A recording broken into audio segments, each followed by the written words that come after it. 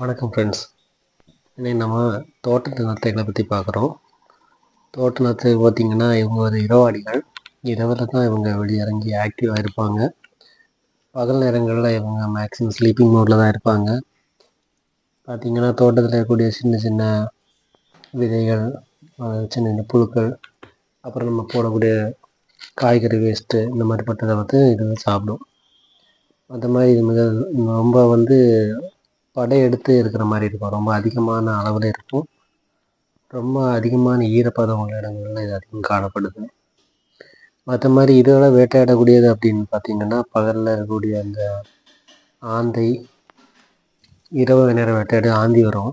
மற்ற மாதிரி பகல் நேரங்களில் பார்த்தா கழுகு, இந்த மாதிரிப்பட்ட விஷயங்கள்லாம் வந்து இதெல்லாம் வேட்டையாடும். இது ஒரு சாது டைப்பானது. அதாவது காலைல நீங்கள் ஒரு இது ஆப்பிள் போடுறீங்க அப்படின்னா ஒரு 3 நாளாக பார்த்தீங்கன்னா அந்த ஆப்பிள் மொத்தமாகவே இவங்க சாப்பிட்டு தீர்த்துருவாங்க. அந்த அளவுக்கு, அதாவது போடக்கூடிய வேஸ்ட்டுகள் மேக்ஸிமம் வந்து இவங்க வந்து அதை மக்கப் பண்ணிடுவாங்க.